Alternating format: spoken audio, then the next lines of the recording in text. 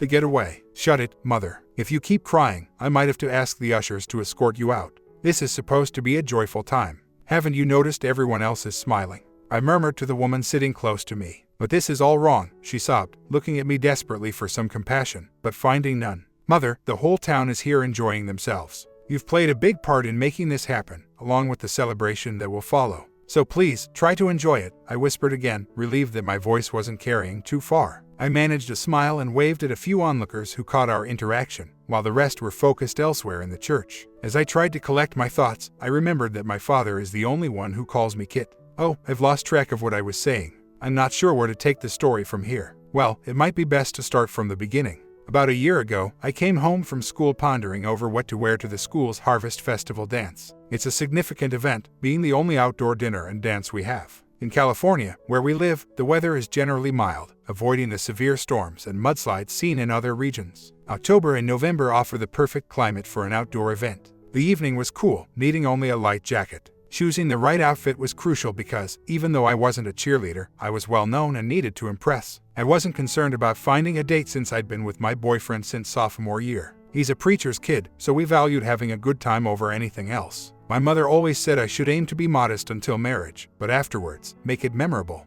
And I planned to do just that. My popularity wasn't just due to my social skills but also my academic achievements. I've been in the National Honor Society throughout high school and maintained a perfect GPA after my freshman year. Back then, I struggled with physical education and earned a C, but that changed when my father encouraged me to start running with him during the summers, making school activities much easier thereafter. After we jogged, Dad and I exercised with the equipment in his home gym. Unbeknownst to me, my physique transformed that summer. I became stronger and more toned, especially in certain areas. Perhaps it was the bench presses, but I noticed overall physical growth. My legs and buttocks not only increased in size but also improved in shape.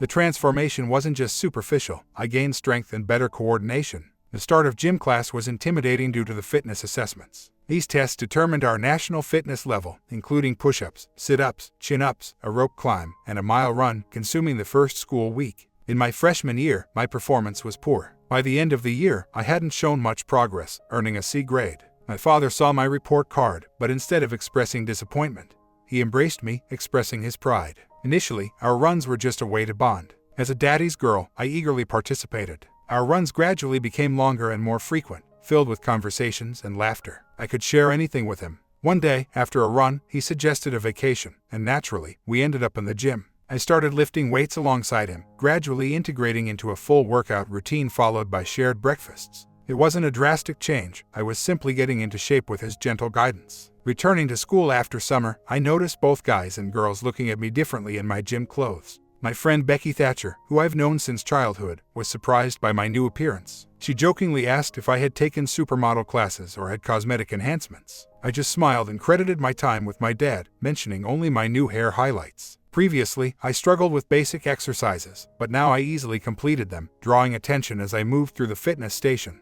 a testament to my improved physical condition. The gym teacher hurried over to me, eyes wide with surprise. Even Becky was fixated on me with a look of shock. "Linda, you managed 25 push-ups," she exclaimed, her tone laced with astonishment.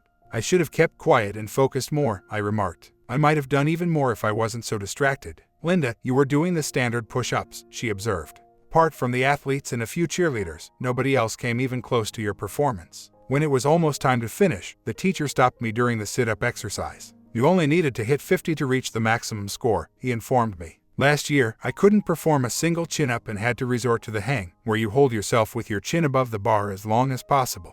They had to help me into position then, and I managed to hold on for just a couple of seconds. This year, I went after Big Mill, the robust center of our football team, Milburn Big Mill Drysdale. His strength was evident, yet he struggled with chin-ups due to his size, managing 11. I took my turn and executed 12. The entire gym was taken aback when I finished. My dad had me training on chin-ups with a weighted belt, offering treats for beating my personal bests. The subsequent sets were more challenging. Accustomed to doing 8 chin-ups with extra weight, a set of 12 without it was less demanding. That day marked an impactful beginning in gym class, swiftly turning me into a topic of conversation. Boys, previously indifferent, now seemed interested. Becky enjoyed the increased attention. We kept sitting with our usual group, appreciating the company of bright minds, as I had clear ambitions for my future. My perspective remained constant throughout high school, though the way others perceived me shifted starting from my sophomore year. As for coming home early that day, my last class was canceled due to my English teacher's absence. Walking through the house, I overheard sounds from my parents' bedroom.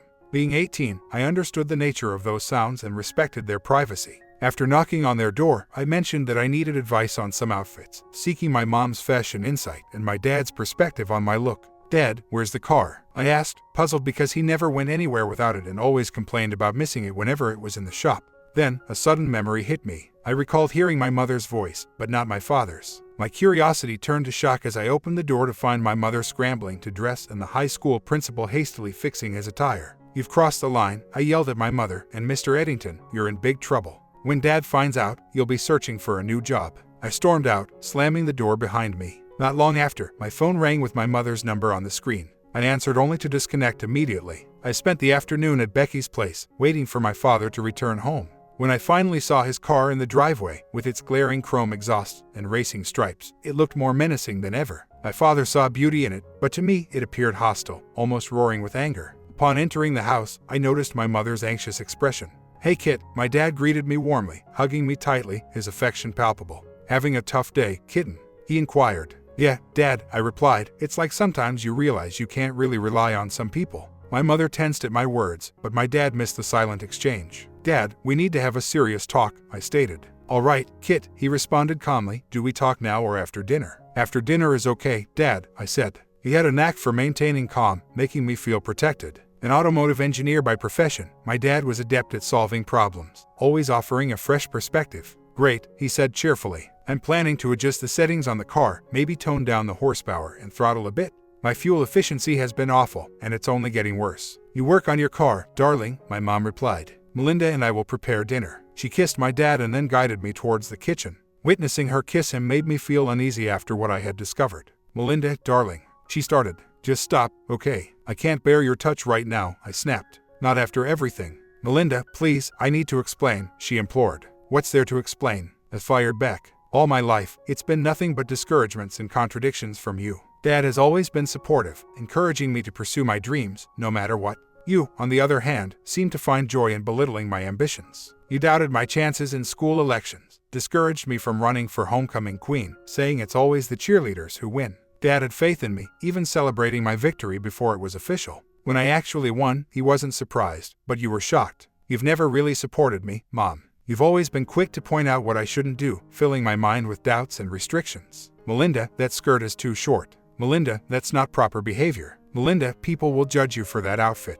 When I decided to study pre-law to become a prosecutor, you said it wasn't a suitable path for me. It seems like all you've ever done is try to dim my dreams, Mom. Watch your tone, young lady, she chided. I am still my what? I interrupted. My example of what to be. I doubt that. Not when you act against the values you preach. Dad deserves someone who truly loves and respects him. You've always lectured me about integrity and loyalty in relationships. If you can't practice what you preach, maybe you shouldn't preach at all. But Melinda, I love your father. It was a mistake. I'm human. Please, just one more chance. It won't happen again, she begged. Mom, mistakes are accidental or impulsive, not planned and repeated. You didn't just trip and betray Dad. It was intentional, and likely not the first time. Your actions have caused pain not just to our family but to another, destroying trust and innocence. Melinda, I'm sorry, she pleaded. Please reconsider. This could deeply hurt your father and disrupt our family for no good reason. You know what's at stake. Why risk harming two families just to penalize me? Can you bear to see your father in pain? Take that phone, call him, and tell him you're done, effective immediately. Find work elsewhere if needed, but if you return to that place for any reason, I'll inform Dad right away. Hand over your mobile.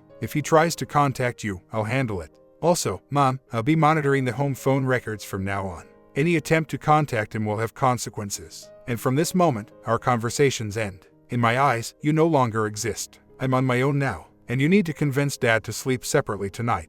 By tomorrow, I want you to replace your bed and dispose of the old one. Just make up a reason, but ensure it's done, I demanded. But Melinda, your father will suspect something if our behavior changes. Besides, this is your last year in school. You'll face situations where you might need a mother's guidance. I know you're close to your father, but a mother's presence is also important, she argued. I'll find someone trustworthy to guide me, I retorted sharply. Just remember what I said. I exited the kitchen, retrieved her purse, and handed it to her. Can't I use my own phone to call him? She inquired. No, as I'll keep your phone. Hand it over, I demanded, and she reluctantly passed her sleek iPhone to me. I ought to make you call his house, I mused. Imagine speaking to his wife, hearing his children in the background. Maybe then you'd understand the gravity of your actions. Melinda, must you speak so harshly? She whined. Absolutely, Teresa, I affirmed. You taught me that being a lady is not just about manners, but also about behaving and speaking appropriately to the situation. And in this case, strong words are necessary. Our communication will be minimal from here on. And when I leave for college, our paths will rarely cross, except during visits to see Dad.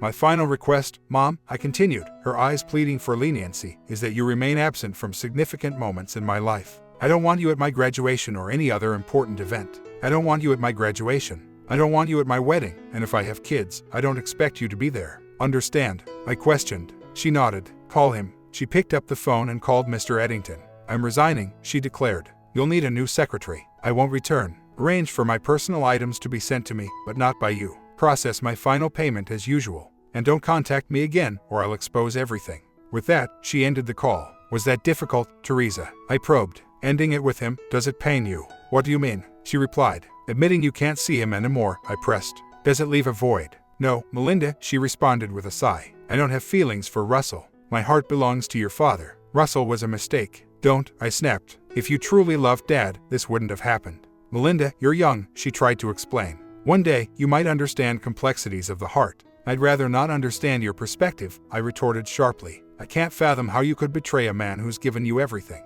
Are you unaware of the gossip surrounding Mr. Eddington? Or are you just that naive? You're not the first, and certainly won't be the last he's involved with. He'll move on quickly, while you're left with regret. I pocketed her phone and left. In the garage, Dad was engrossed in his car, connecting a tuner to the engine, displaying data on his iPad. Our neighbors were there too, all engrossed in the mechanical work. Dinner ready? Dad asked, noticing me. No rush, Dad, I replied, feeling a pang of guilt. My father, in his simple joy, was oblivious to the turmoil. He worked tirelessly to provide for us, while Mom had only recently started working, initially volunteering at my school, eventually becoming Mr. Eddington's secretary. I decided then, not for my mother or for anyone else, but for the sake of my father's happiness, to keep silent. I wasn't entirely convinced I was doing the right thing, but it felt necessary at the moment. The following day at school started well. However, during the first class, I was summoned to the principal's office, and the good start to my day quickly deteriorated. Upon entering Mr. Eddington's office, I noticed the absence of the secretary, a role previously held by my mother. Please come in and close the door, Melinda, he requested. I'd prefer to keep it open, I responded. Just pull it slightly shut, he insisted. Our conversation needs to be private. There's nothing for us to discuss, I countered. Melinda, consider your future, he pressed. The colleges you applied to care about your grades. Should your GPA unexpectedly decline, your options might diminish. And how would that happen, Mr. Eddington? I inquired. He hinted with a smile, your teachers might begin to scrutinize your work more closely. I'm guessing you have a solution to this problem. I asked. He nodded. Melinda, whatever transpired between your mother and me is regrettable, but it need not impact your academic or career prospects. We can just... Before he could finish, I stormed out, slamming the door so loudly it echoed through the corridors. His expression was one of shock. Who do you think you are? I shouted. This isn't some kind of dramatic saga. We're in the modern era, and old tricks won't work. Was that your strategy with my mother? I've maintained excellent grades through hard work, not favors. If there were any sudden changes, I'd consult my teachers for a thorough explanation.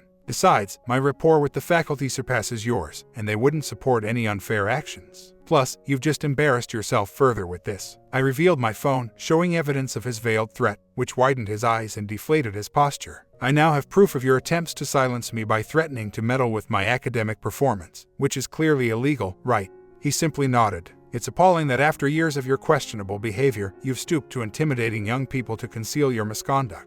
What are you more afraid of, Russell? I demanded. You should address me as Mr. Eddington, Melinda, he replied, almost pleading. Mr. implies respect, I countered fiercely. I have none for you, Russell. Your precarious situation is entirely in my control. And the most ludicrous part. He looked puzzled. I had already decided with my mom not to divulge your secrets to my dad or your spouse before you barged into my science class. So, what terrifies you more? The prospect of my dad confronting you, or the risk of losing your career? Reflect on that. I'm heading back to my class. I exited, fuming, and accidentally collided with Ms. Abra, my preferred teacher. Melinda, are you okay? She inquired, her gaze filled with genuine concern. Ms. Abra had an almost legendary status at our school. She was the center of attention for many, with students and staff alike often captivated by her presence. I remember witnessing people get so distracted by her appearance that they'd bump into things. She was the subject of envy among many students, who felt overshadowed by her aura. These young women, just coming into their own, felt outshined by someone like Ms. Abra, who seemed to effortlessly eclipse them, making them feel awkward in comparison.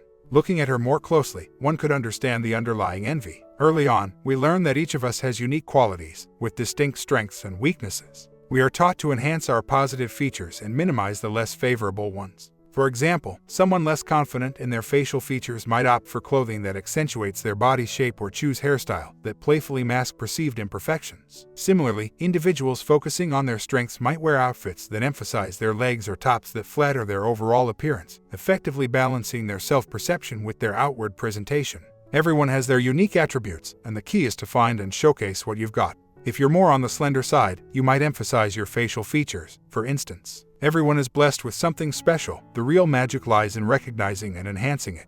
Enter Ms. Abra, who seems to defy the usual rules. Starting with her hair, which I begrudgingly admit, has a unique charm.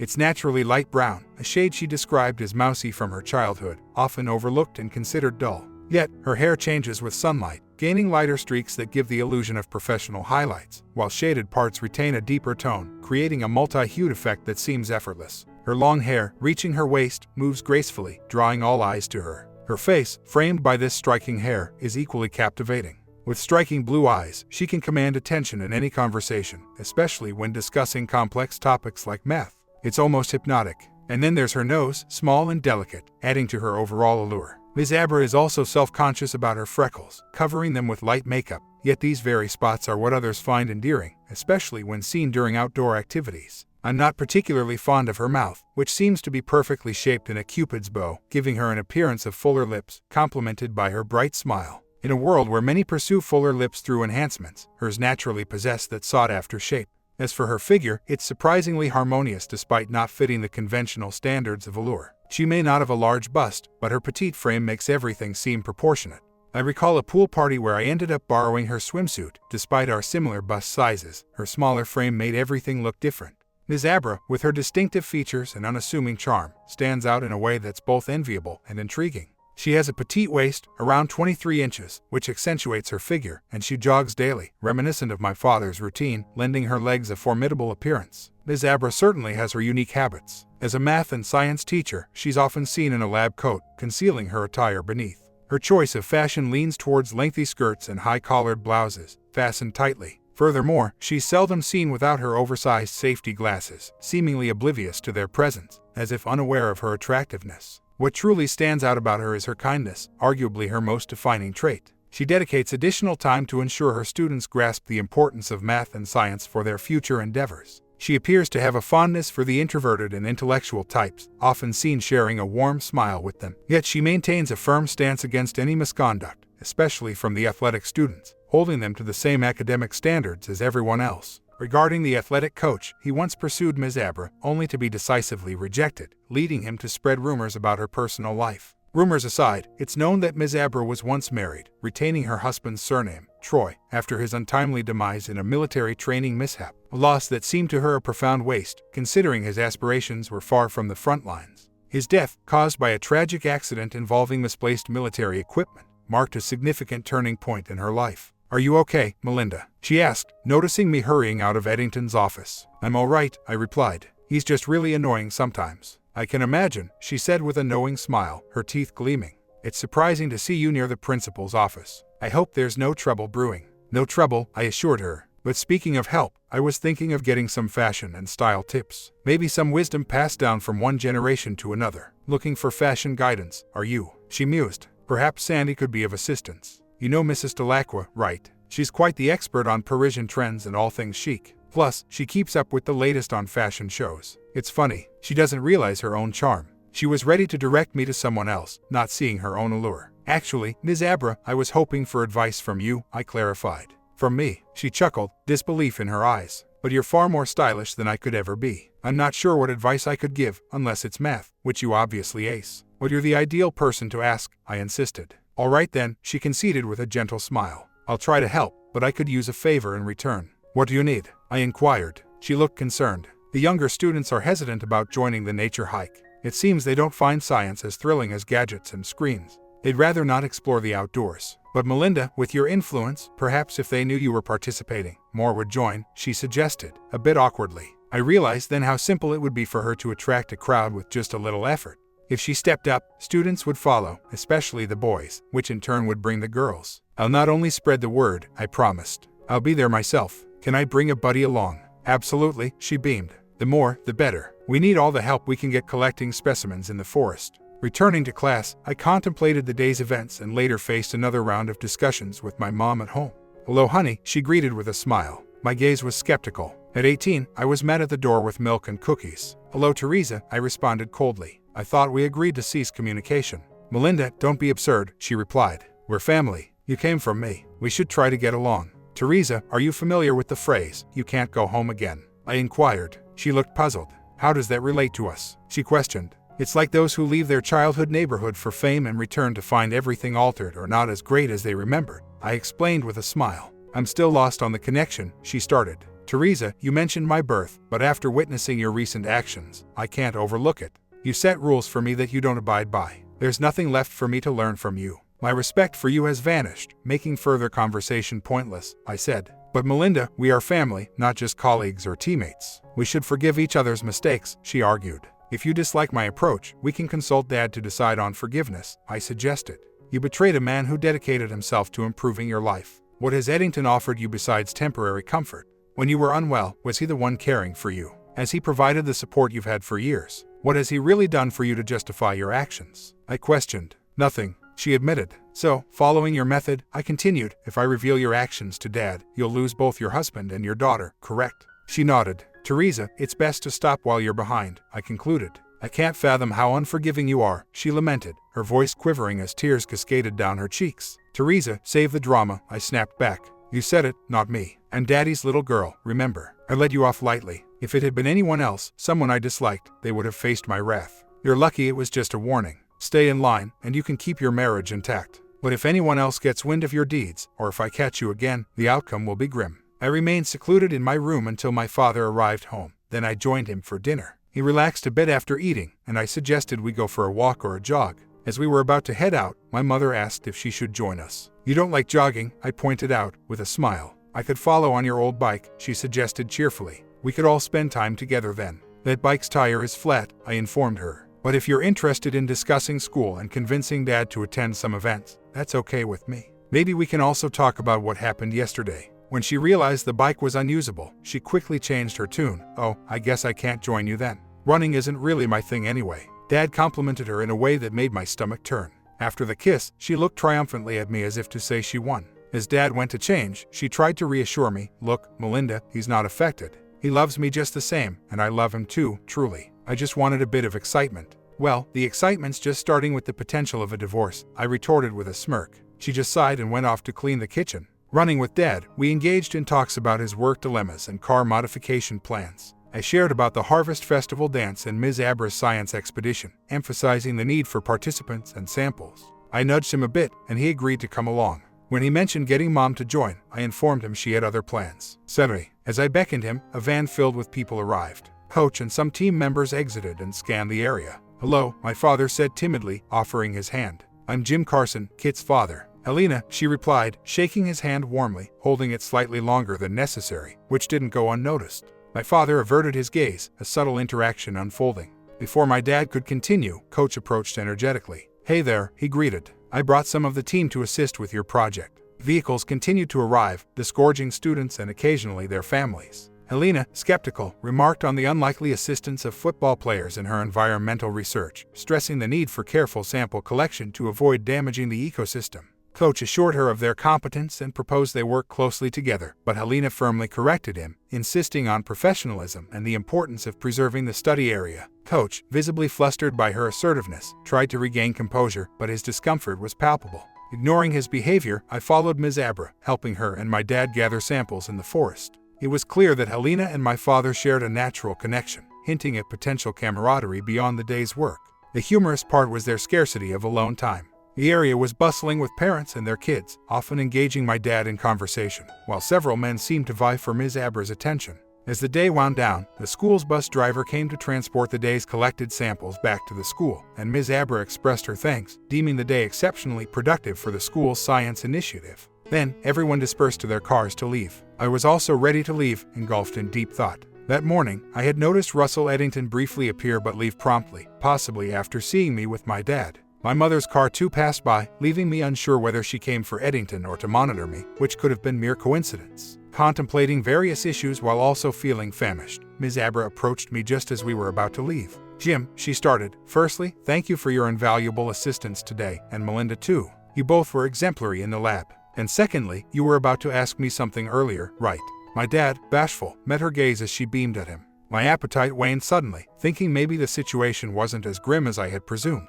Internally, I nudged my dad to invite her for a meal with us. "It's a bit personal," my dad murmured tentatively. "Jim, after a whole set is spent sifting through soil for science, I think you can ask me anything," she encouraged. "What is it you wanted to show me?" she added, as my dad hesitated. I braced myself, fearing he might utter something inappropriate. Instead, he asked if she could show him something about the car, which, to my relief, was far from what I dreaded. "I'm not sure what you mean," she chuckled, still in good spirits. "But sure, have a look," she continued, stepping out to open the car's hood. My dad, now more relaxed, peered intently under the hood, with Ms. Abra joining him to point out various engine parts. Just then, the coach stormed over, interrupting their moment to inquire about the car's condition in a rather abrasive tone. "It's all good," Ms. Abra responded with a hint of dismissal, suggesting he move along. "No, I'm on my own tonight," he mentioned. "So, what are we examining here?" "That's the engine, right. I can tell the problem from here. The carburetor needs work. Perhaps a good cleaning will do. I believe we have some starting spray in the bus." "Actually, this engine doesn't have a carburetor," my dad corrected.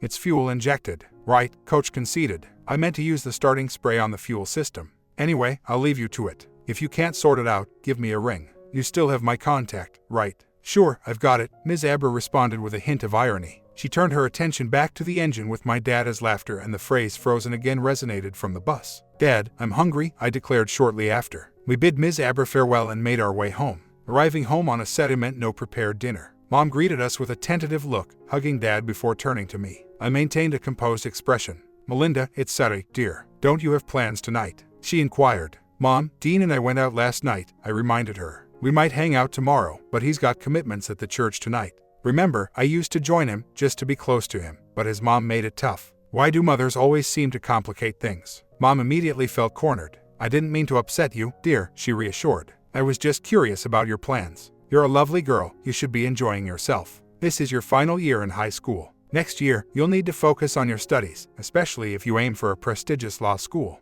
You've been diligent, and I believe you deserve some leisure time too. Mom, life isn't just about constant fun. I enjoyed today, spending quality time with Dad and assisting a teacher. With college on the horizon, I want to cherish these moments with Dad. You've always taught me the importance of family, and about sticking by your partner, like that Tammy Wynette song, right? It's tough that Dean has to be at the church. We're not particularly devout, but his parents value it highly. He respects their wishes, and I support him in that. Commitment in a relationship means aligning with your partner's values, doesn't it? That's what you've always said." Her face drained of color as I echoed her own advice. "Mom, as you often say, those who flirt excessively rarely find lasting companionship," I continued, noting her shocked expression. Changing the subject, she mentioned, "I didn't cook tonight. I thought you might go out, so perhaps your dad and I would just grab a pizza and watch something on pay-per-view." "That's all right," I mentioned. I linked arms with my father, guiding him out of the kitchen. "I'll take care of the pizza order, Dad. You get the big screen ready and pick out a movie for us. Just please avoid those emotional dramas that end in heartbreak due to betrayal or deceit." At the mention of deceit, a conspicuous gulp from my mother echoed through the kitchen. Later, as my father opened the door to receive the pizza, he found himself chatting about his car with the delivery person. Seizing the moment, my mother voiced her discontent. "I wish you would have allowed me some time alone with your father," she lamented. "How can I mend things with him if we're never alone?" "Firstly," I retorted sharply, "you should consider health screenings before thinking of getting close to him again. Secondly, I noticed you near the park at the same time as your friend, or soon after. If I learn that you've met him, the deal is off. And thirdly, I was under the impression we weren't on speaking terms." Right after I concluded, Dad placed the pizza on the table. "I'll grab some drinks for us," he offered, oblivious to the tension. My mother and I exchanged forced smiles and nods, with her even patting my shoulder lightly, a gesture unnoticed by my father. Once he stepped away, the facade dropped, and we clashed again. "If you dare to overstep again, consider us through," I snapped. "Melinda, please, I deserve a chance to rectify this. I'm not the antagonist here. I understand you and your father have plans for your future, but you're treating me like a felon," she argued. "Mom, you had a pact with Dad, akin to a contract, which required your loyalty, correct?" I probed. She hesitated, but, "No excuses," I interrupted. "Wasn't loyalty and trust part of it?" Reluctantly, she admitted, yes. You violated it, I pointed out. No need for proof, I witnessed it. Caught you in the act, didn't I? With resentment, she agreed, yes, but can't I atone for my actions? When someone steals, they return the item, apologize, and move on. Mom, your comparison is flawed, I stated. Even if a thief returns the stolen goods, they still face consequences. In this scenario, how do you propose to undo your actions? Can you reverse what happened with Russell? Or are you thinking of compensating for your actions by dedicating more time to Dad, attempting to make amends for your involvement with Eddington? None of these choices rectify the breach of trust with your spouse. The fact remains that his trust might be irreparably damaged. I am treating you with more kindness than you merit. I ought to have disclosed everything to Dad. You'd likely be staying with Grandma now. And Mom, don't count on getting the house. Many assume the house automatically goes to the wife, but Dad has been the one paying the mortgage, and your name isn't even on it. Usually, the house is awarded to the parent with custody of the child. Given that I'm off to college soon, which Dad is funding, a judge would likely consider me as still residing at the house until my graduation. Be clear about this, Teresa, I'm old enough for a judge to consider my preference, and there's no question whom I'd choose to stay with, I said with a smile. So, I envision you moving in with Grandma, and she's going to be upset once she learns why the divorce happened. Dad might forgo child support and your portion of my college fees since you're financially strapped without going back to your old ways with Eddington. Oh, but that's not an option anymore, given he's replaced you within 3 days of your absence. He's probably moved on to someone else already. That leaves you, at 38, lacking any notable skills, living in your mother's basement, struggling with debt. Dad surely won't let my education suffer because of your financial negligence, and he's likely not to press you for child support. Your attorney might negotiate a settlement where Dad doesn't pursue alimony in return for your exemption from child support, and he covers all my college costs. Does that seem fair to you? No, she responded loudly, I'd be destitute. I have no marketable skills. I left school for a family who now seems ungrateful. I erred once. Why must I lose my home, family, marriage, and daughter over a single error? Mother, overlooking to use bleach is an error. Betraying Dad in such a manner is egregious, I retorted, my expression stern, my tone acidic. In my eyes, Dad is. I halted as he entered the room with a tray. He placed a glass of white wine before Mom, a wild cherry Pepsi for me, and a Dos Equis Amber for himself. He sat at one end of the couch, with Mom in the middle and me on the other end. I rose to get the remote, and upon returning, I unexpectedly hugged Mom, surprising her after our intense discussion. Then I nestled between them, feet propped on the coffee table, as we began watching the movie. Reflecting on Sunday morning, I found it odd that an 18-year-old, still untouched by romantic encounters, had to impart moral lessons to her nearly 40-year-old mother. Dad had always shielded me, but now it was my turn to protect him.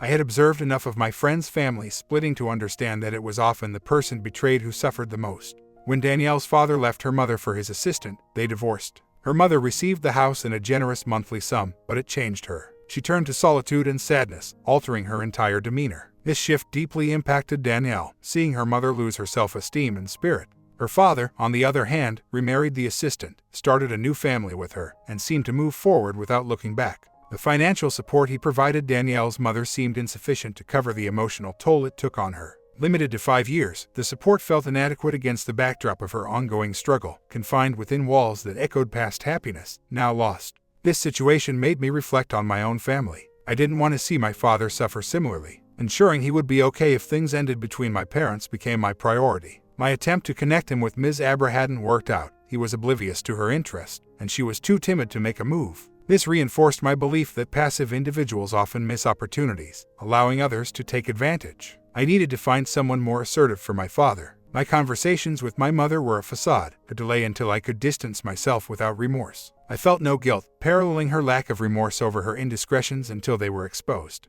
I soon realized Danielle's mother could be an ideal match for my father. Despite not being as charming as Ms. Abra, Mrs. Kinney had her own appeal and could benefit from a new start, just like my dad needed. It was a thought that should have occurred to me sooner. School was chaotic. Mr. Eddington, who I wanted to confront about a recent sighting, kept avoiding me. However, I did encounter Ms. Abra during lunch. Hi Melinda, she greeted me. What was that favor you needed? I was hoping you could help me choose an outfit for the Harvest Festival dance, I replied. I'd be happy to, she said with a smile, though her tone hinted at a reservation. But remember, I warned you. I was quick to express my thoughts. Ms. Abra, you're stunning, I remarked. You must be the most striking person I've ever encountered. People seem to gravitate towards you instantly. I hadn't even finished my sentence when she whispered something so softly it made me halt mid-thought. I really need your guidance more than. I'm sorry to say this, I know she's your colleague. But more than a self-assured art teacher who may be overestimating her appeal, I confessed awkwardly. We exchanged perplexed looks. I'm truly sorry, she responded. I didn't intend for it to come out like that.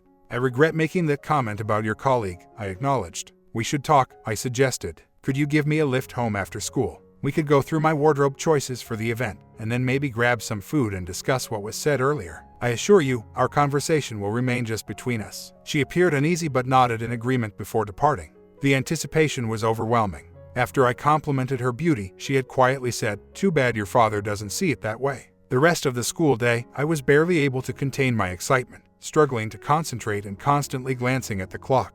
When the final bell rang, I packed up swiftly and dashed to Ms. Abra's classroom, where she was already surrounded by a group of students, predominantly males who seemed to linger just to catch a glimpse of her. I observed that since our recent activity, she had garnered attention from younger students as well, a testament to our success beyond just academic achievements. This led me to ponder the drawbacks of such attractiveness, realizing that it might become burdensome, attracting unwanted attention from those you have no interest in. Thinking back to the weekend and her interaction with the coach helped me grasp her perspective better. She was polite yet protective with most of the male helpers, maintaining a neutral expression and minimizing smiles. But with the coach, she seemed to actively maintain a distance, countering his attempts to suggest a familiarity by rejecting his nicknames and first-name basis with clear disapproval. I realized then that her situation might have been more complicated than I'd imagined. Meanwhile, I had overlooked her interest in my dad. She had casually shared her first name with him, and before we left, she subtly called him back. She even engaged in a somewhat personal conversation with him, though my dad's idea of personal is rather quaint. She positioned herself very close to him, not touching but close enough while he examined her car's engine. I remembered her smile during their interaction, which of course, attracted the coach's attention, leading him to embarrass himself again. Reflecting on these events, I considered the possibility of nudging her towards something with my dad. My dad, while not timid, isn't the type to make the first move. Considering how everyone seemed enchanted by her at first glance, I wondered what a relationship with my dad would entail. "Melinda, are you okay?" Ms. Abra inquired. I snapped out of my reverie, realizing we were the only two left in the room. I had been so absorbed in my thoughts that I hadn't noticed she had dismissed her class and was waiting for me. "Sorry, ma'am," I responded. "I was just thinking. You do a lot of that, don't you?" She said with a smile. "It must be what makes you such a good student." As we got into her car, I took the opportunity to subtly probe. She accelerated rapidly as we left the parking lot, kicking up gravel. "Not bad," I commented. She glanced at me. "Your car has power, yet it's smooth. My dad wouldn't be able to do that without causing a commotion." "I think I could handle driving this car," I mentioned. "Do you drive your dad's car?" she inquired, her voice revealing curiosity. I had been observing her reactions. "He's allowed me to drive it," I explained. "I'm the only one he trusts with it. But honestly, that car intimidates me. He cherishes that car like a prized possession. It's just too much. Without traction control, it's uncontrollable. His last car had a manual transmission, and it was so stiff. This one's automatic, but it still feels like it's made for racing. On residential streets, it's a beast to manage, and on the freeway, it's alarmingly quick. I once found myself speeding way over the limit without realizing. The car just glides. It's definitely made for speed." By the time we reached my house, she drove into the driveway behind my mom's car. I opened the door, and we proceeded to my room. I showcased my selected outfits, and she examined each before giving her opinion. "These are all wonderful choices," she said. "However, it's really the individual wearing them that will stand out. Melinda, you could make any of these work and likely be the highlight of the dance. I would suggest setting aside these two, though, unless you have a shawl or something. It might be warm during the day, but it tends to cool down in the evening." Our conversation seemed to travel beyond the room, attracting my mom's attention. She peeked into the room and then entered. "Hi there," she greeted. "I wasn't aware you were home, Melinda, or that we had a visitor. Ms. Abra, nice to see you." "Hello, Teresa," Ms. Abra replied. "Please, call me Helena. It feels like it's been a while since we last met. Are you on a break?" "Not exactly," my mom responded, glancing at me. "I've left my job. Would you like something to eat or drink?" "No, thanks, Teresa. We're planning to eat out. I hadn't realized you left your job. Usually, we throw a farewell party. It must have been an abrupt decision. I doubt many know yet. Honestly, I don't know how you managed to work with Russell for so long. He has a way of making one uncomfortable. It would take a lot of patience, or a certain indifference, to deal with someone like him. I do feel for his spouse." My mom seemed uneasy. "Enjoy your evening," she said before leaving us. After trying on the outfits, we decided the navy blue dress was the best. I changed back into my regular clothes, and we went to Wendy's. Over our meal, she broached a new topic. "Melinda, if your mom is home, why not have her help with the outfit selection?" she inquired. "Let's save that for later," I responded. "Shall we focus on what matters now?" "Okay," she said with a smile, her eyes twinkling with amusement. "Melinda, you're going to make a fine prosecutor. You really get straight to the point." I nodded in acknowledgement. I don't mean to offend, but this is significant to me. Please understand if I seem too direct, I explained. Her amused expression remained unchanged. You admire my father, don't you? I inquired suddenly. She coughed on her fries in surprise, hastily sipping her soda before looking at me, eyes wide. Absolutely not, she managed to say. I would never interfere in a marriage. Your father is a committed man. I observed her as she anxiously nibbled on her fries. Our conversation stays between us, I assured her, maintaining eye contact. Melinda, I'm 33, she started. I've truly loved only once, and it ended in heartbreak. Since then, I've been alone. A few years back, I visited my late husband's family, thinking maybe familiarity might spark something.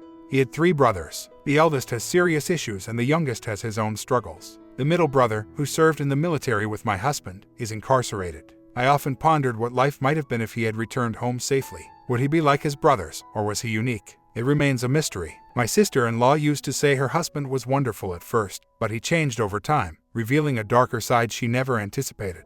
I've thought about moving on, but my past experiences affect how I view potential relationships. I'm aware of my looks, Melinda, and I see you are too. Can't you discern when someone is genuinely interested in you or just looking for a superficial connection? I agreed, understanding her point. Throughout my life, I've struggled to be recognized for more than my appearance, she continued. I had to work harder to prove my passion for science. In college, I was often underestimated and excluded from group work. The one person who saw beyond my looks was the man I married. Melinda, he was unique, kind, and danced to his own rhythm. Do you know the first thing he ever said to me? I shook my head, reflecting on the past. I was in the library, absorbed in a book, when he sat down nearby. He began to write a term paper by hand, despite the expectation to type it.